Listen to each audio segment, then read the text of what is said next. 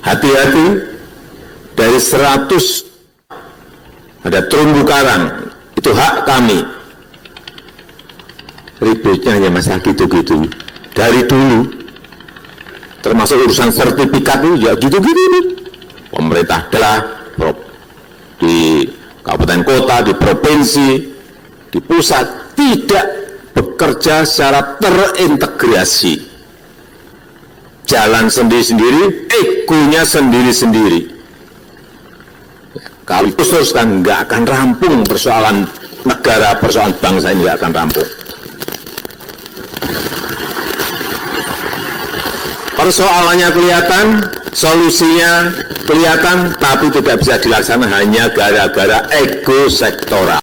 Kasus perdata yang saat ini sudah dilakukan sita dan penghancuran barang-barang milik Rajuli bukannya terhenti sampai di situ saja. Upaya-upaya yang dilakukan oleh Rajuli saat ini sudah masuk babak baru. Babak baru yang dimaksudkan adalah mereka sudah mulai masuk dan menuju ke Komisi Yudisial. Nah, dari sana akan dilakukan penelitian dan apa nanti hasilnya. Don't forget to subscribe. Jangan lupa subscribe karena subscribe akan menambah energi kita. Akan mencoba mengungkap tabir. Kan ada laporan masuk sekitar 721 ya. Nah sampai dengan bulan Juli tahun 2022 ini laporan yang telah diverifikasi oleh Komisi Yudisial itu ada 713. Kenapa? Keyakinan Rajuli tentang berhadapan dengan para pemegang pedang yang tajam itu. Ia saat ini semakin yakin bahwa pedang yang tajam itu suatu ketika akan tumpul. Karena itu, pedang yang paling tajam menurut Rajuli adalah iman. Selain iman papar Rajuli, dia menyebutkan bahwa di atas langit masih ada langit. Karena itu kasus ini bukan diam saja di wilayah Nambo, Kabupaten Buton, Provinsi Sulawesi Tenggara, melainkan ada beberapa bagian keluarga Rajuli yang saat ini bermukim di Jakarta dan tengah merampungkan dokumen ini untuk dilaporkan ke Komisi Yudisial. Untuk itu, maka saat ini, ayo kita tonton dan terus tonton agar tak gagal paham. Wow. Bagaimana atau diapakan laporan-laporan yang disampaikan oleh masyarakat kepada Komisi Yudisial. Termasuk juga tentu saja tindak lanjut ini juga kepentingan Mahkamah Agung juga. Bukan hanya pada sisi KAI. Karena trust publik itu tentu dibutuhkan tidak hanya oleh KAI, tetapi juga oleh Mahkamah Agung. Nah, rekomendasi ini tentu bagi pelapor juga penting. Karena itu tambahlah Juli, ketika hal ini didapatkan dan data ini sudah lengkap, sebagaimana yang dimiliki oleh Komisi Yudisial, ke depannya tentu saja dokumen-dokumen kita atau keterangan-keterangan dan bukti-bukti keperdataan kita di sana akan kita saling melihat. Meskipun saat ini sudah ada putusan Mahkamah Agung yang menguatkan atas putusan Pengadilan Negeri dan Pengadilan Tinggi Sulawesi Tenggara.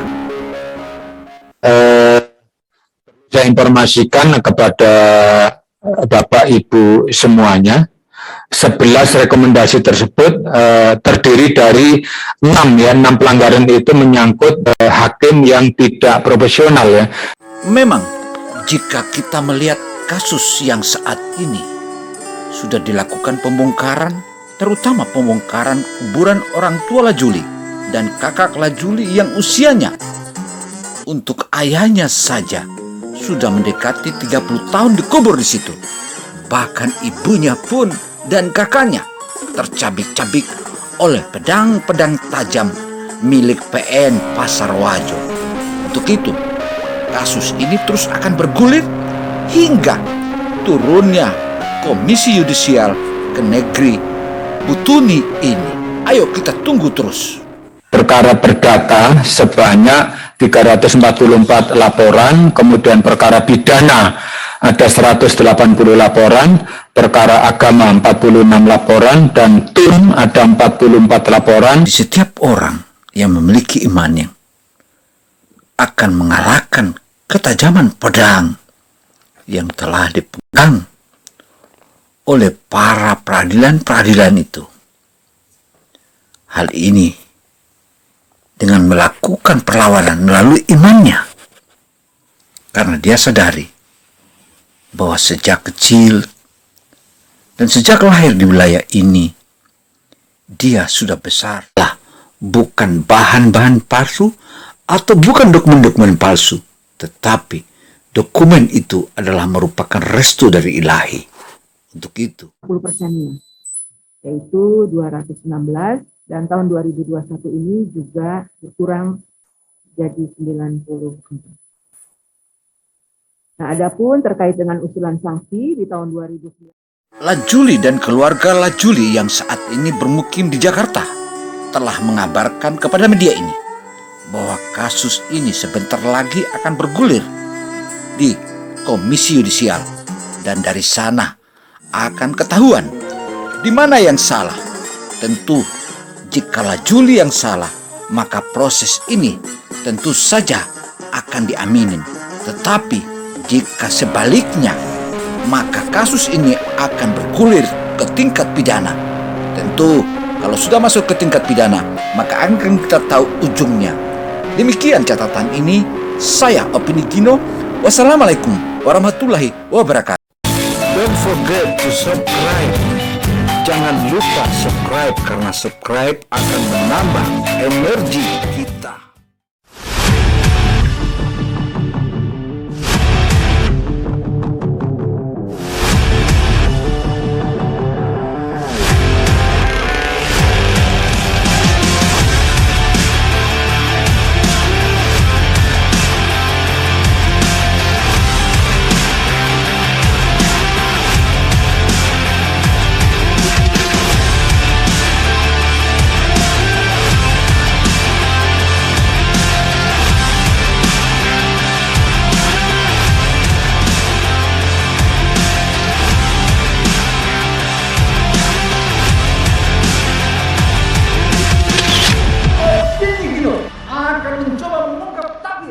Persoalan kita.